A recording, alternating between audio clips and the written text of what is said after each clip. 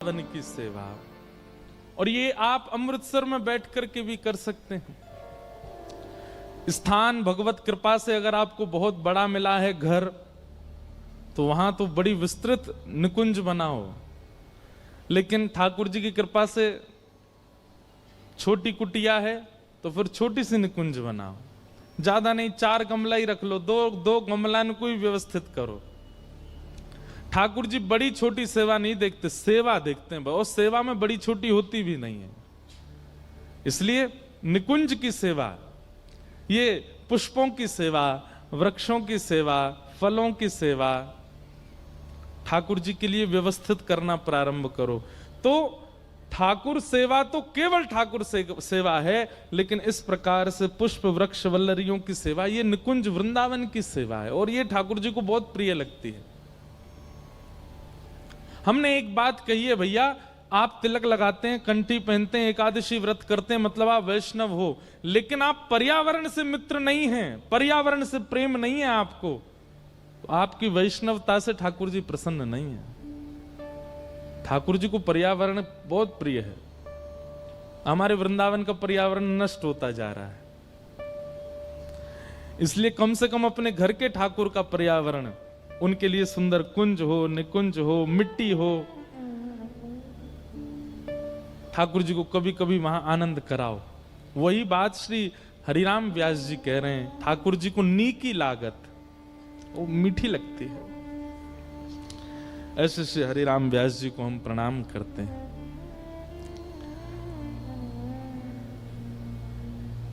आज जिन भक्त का चरित्र हम सुनने वाले हैं,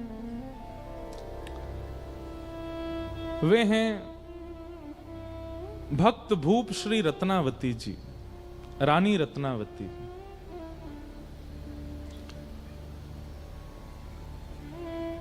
भक्त भूप, भूप मतलब राजा, और भूप शब्द किसके लिए प्रयोग होता है ये हमने आज भी बताया, कल भी बताया। जो ठाकुर जी से ज्यादा ठाकुर जी के भक्तन के भक्त हैं। दासानुदासो भवतास्म भूयः, ऐसी भक्त भूप श्री रत्नावती जी।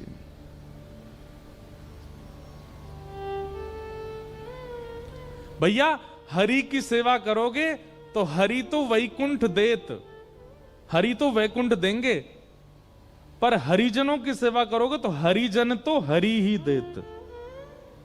समझ में आई बात? लिख लीजिएगा कहीं पर, हरि की सेवा तो वैकुंठ देत, पर हरिजनन की सेवा तो हरि को ही देत।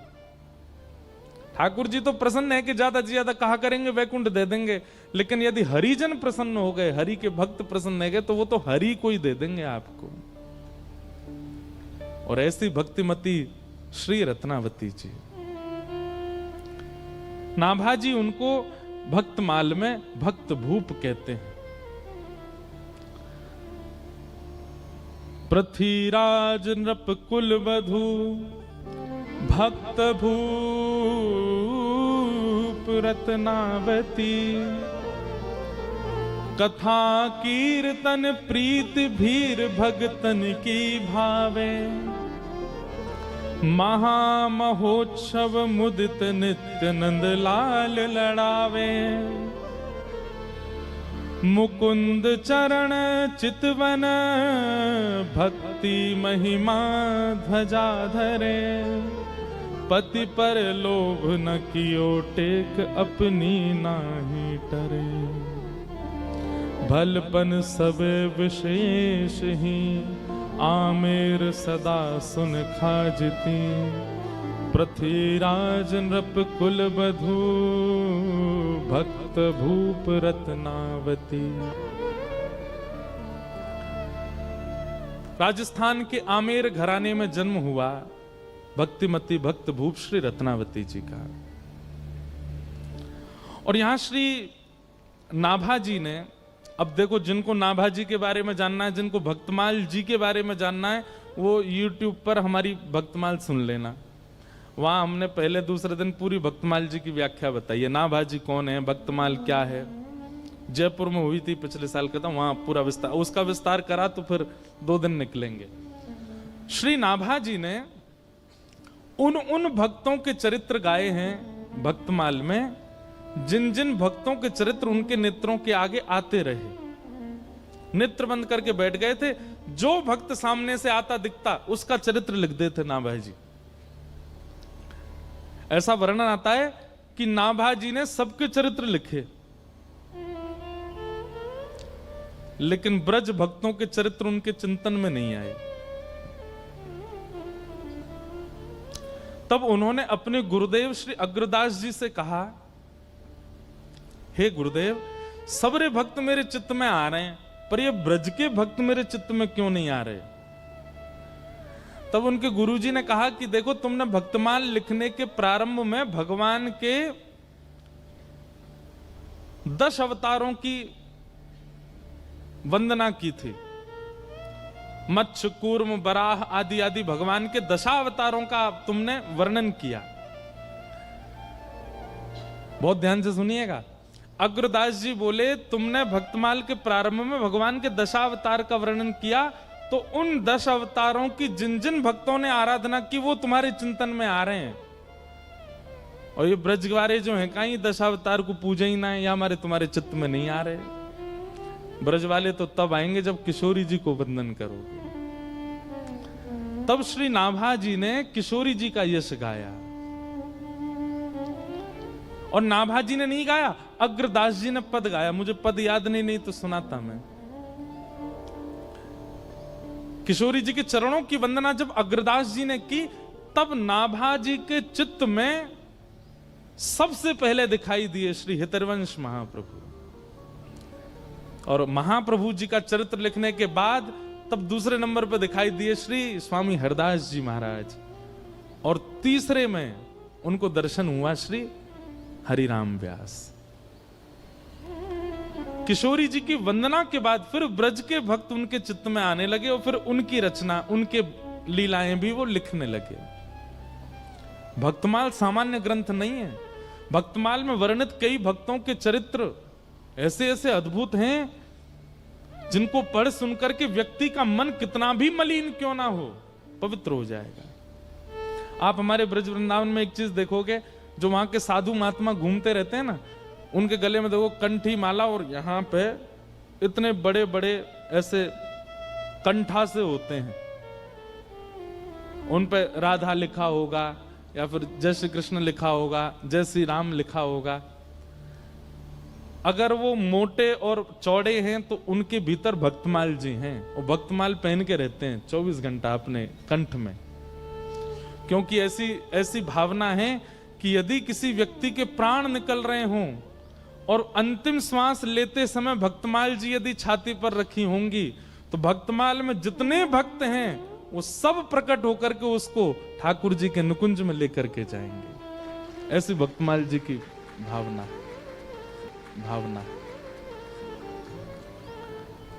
तो उन्हीं भक्तमाल जी में श्री नाभा जी ने रत्नावती जी का चरित्र, और रत्नावती जी के चरित्र में भक्त भूप रत्नावती। मैंने जितने भक्तों के चरित्र लिखे हैं, उन भक्तों की अगर मैं राजा कह दूं, मैं अगर उन भक्तों की अधिष्ठात्री कह दूं, तो कोई कमी नहीं। रत्नावती जी कौन है? रत्नावती महाराज पृथ्वीराज जी की कुलवधू, आमेर के राजा पृथ्वीराज, उनकी बहू हैं, उनकी कुलवधू हैं। पृथ्वीराज जी भी पहले बहुत वामपंथी थे, बाद में ये भी वैष्णव हो गए। आप लोग वैष्णव का अर्थ क्या लगाते हो? वैष्णव का अर्थ क्या होता है? जो तिलक धारण करे, कंठी माला पहने, तुलसी आराधना करे, एकादशी व्रत करे, नाम जप करे, वो वैष्णव है। ये तो एक परिभाषा है ही। वैष्णव की दूसरी परिभाषा क्या है? सुनिए, जो पुण्य की कामना ना करे, जो देवताओं का यजन अपनी किसी स्वार्थ के लिए ना करे, जो हरि विमुख वस्तुओं को विष के भांति त्याग दे। समझ रहे हैं बात को? जो हरि से विमुख हैं उनको विष के भांति त्याग दे। वैष्णव कभी पुण्य नहीं करता, वैष्णव आराधना करता, भक्ति करता, सेवा करता, पूजा भी नहीं करता, वो वैष्णव है। तो महाराज पृथ्वीराज जो थे ये पहले नास्तिक थे, और नास्तिक नहीं थे, एक गुरुजी थे इनके, लेकिन वो गुरुजी तांत्रिक थे, तंत्र विद्या पर इनकी ज्यादा रुचि थी, और इनके गुरुजी का नाम था तारानाथ। बहुत ध्यान से सुनना। परंतु इनकी जो पत्नी थी वो वैष्णव थी। प्राचीन काल में राजाओं को एक ही चीज दिखती थी, कैसे भी हमारा जो राज शासन है वो बना रहे, उस पर कोई आक्रमण ना करे, और इस राज शासन की रक्षा के लिए जो दायित्व उठाएगा वो हमारे गुरुजी। सब लोग इधर देखो, बहुत सावधानी से सुनो। मतलब गुरु भी स्वार्थ से ही बनाते थे। तो पृथ्वीराज राजा ने तारानाथ जी को अपना गुरु बनाया, लेकिन उनकी पत्नी वो वैष्णव थी। उनके गुरुजी थे कृष्णदास पेहारी जी। ठीक है, पति पत्नी के गुरु अलग होना ये इसमें कोई दोष नहीं है। अगर पत्नी हरिदासी है और पतिदेव रामानंदी हैं, या पतिदेव गौड़िया वैष्णव हैं और पत्नी जो है वो हरिवंशी है, कोई दिक्कत नहीं है। दोनों वैष्णव हैं तो अच्छा है। लेकिन दिक्कत हो जाती है जब एक वैष्णव है और दूसरा जो है वो वैष्णव नहीं है, दूसरा या तो नास्तिक है या किसी और पथ का है, तो बहुत दिक्कत होता है निर्वहन करना। इसलिए हम निवेदन करते हैं कि भाई अभी जितने युवा हैं, अगर तुम वैष्णव हो तो भाई घर वालों से ये कह दो, पैसा वाला हो, सुंदर हो, धनवान हो, पढ़ा लिखा हो, ये सब बात की बात, वैष्णव हो। वैष्णव साथ रहे तो ज्यादा अच्छा है। तो पत्नी तो थी वैष्णव, लेकिन श्री पृथ्वीराज जी महाराज जो थे वो तांत्रिक गुरु जी के चेला थे। कभी बलि चढ़वाते थे उनसे, कभी आधी रात बुलवा करके भिन्न भिन्न प्रकार के हवन करवाते थे, कभी कुछ करवाते, कभी कुछ करवाते। और पृथ्वीराज का तांत्रिक विद्या से राज शासन बचा भी हुआ था। उसको और विश्वास हो गया अपने गुरुजी में। अपने गुरुजी से रोज कहते थे, गुरुजी आप मेरे घर कभी प्रसाद पाने आओ।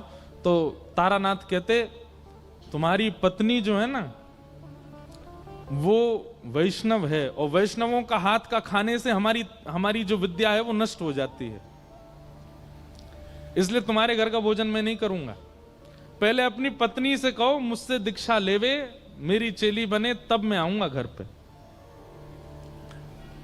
अब तो घर में पहले कोई विवाद नहीं था, लेकिन अब विवाद होने लगा। क्यों? पृथ्वीराज जी आते और अपनी पत्नी से रोज लड़ते, तुम्हारी वजह से गुरुजी घर नहीं आ रहे हैं, तुम वैष्णव हो, तुम ठाकुर जी की सेवा करती हो, तुम्हारे गुरुजी कृष्णदास पेहारी जी इसलिए गुरुजी नहीं आते, तुम्हारी वजह से हमारा घर जो है गुरुजी के चरणों से नहीं अंकित हो पाया। अब पत्नी कहे मुझे आपके गुरुजी से कोई दिक्कत नहीं, आप किन्हीं को भी भजो, लेकिन अब मैं एक बार दीक्षा ग्रहण कर चुकी, मैं वैष्णव परंपरा में आ चुकी, मैं कैसे त्याग दूं?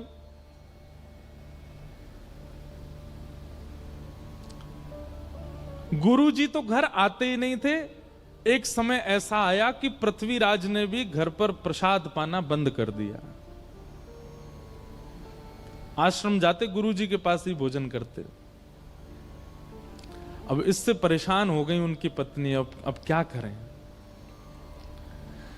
तब एक दिन कृष्णदास पेहारी जी के दर्शन करने के लिए पत्नी गई और उन्होंने जाके चरणों में निवेदन किया, गुरुजी मुझे कोई दिक्कत नहीं कि मेरे पति के गुर्दे वाला, पर उनकी वजह से घर में ये सब होता है, वो मुझे जबरदस्ती कहते हैं इनसे दीक्षा लो,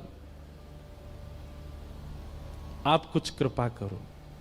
कृष्णदास पेहारी जी ने केवल इतना पूछा, तुम्हारे पति के गुर्दे वैष्णव हैं कि नहीं, ये बताओ। बोले नहीं वैष्णव तो नहीं, वो तो तंत्र विद्या करते हैं, नींबू टांग दो, मिर्ची यूं कर दो, यहां पे ये कर आओ, वहां पे पीछे दिया जलाओ, पीछे मुड़ के मत देखना, ऐसे ऐसे क्रिया करवाते हैं, ये वैष्णव का काम नहीं। और एक बात और बोले आपको, बुरा तो नहीं मानेंगे, आजकल हम सब लोगों का रुझान भी ऐसी जगह बहुत ज्यादा हो गया। कई लोग आते, महाराज जी हम बहुत दुखी हैं, हमारे जीवन में बहुत कष्ट है, तो हम उनसे अगर सीधे कहते नाम जप किया करो, ये महाराज जी कुछ नहीं जानते, यूं कह रहे नाम जप करो। लेकिन उनको एक बात कह दो, सुनो, आगामी सोमवार से रात के 12 बजे स्नान करना। अच्छा, फिर कोरे वस्त्र पहनना जो पहले नहीं पहने हों, ठीक है, और बाल गीले ही रहने देना, सुखाना मत। कोई है नहीं, ऐसे ही है, बाल गीले रह, अच्छा अच्छा ठीक है, गीले रहेंगे। शैम्पू लगाएं कि नहीं, लगा लेना। और फिर एक शुद्ध आसन लेना, उस पर बैठ जाना। अच्छा, सीधे बोल दिया आसन पे बैठ के नाम जप, तो भी नहीं, आगे 2 पात्र रखना, एक पात्र में पूड़ी रखना, दूसरी पात्र में रोटी रखना, एक पात्र में अचार रखना, दूसरे पात्र, ऐसे 2-4 आइटम बता दो, और फिर बैठ करके हरे कृष्ण कृष्ण कृष्ण हरे हरे, हरे राम राम राम। इसकी 108 माला करना।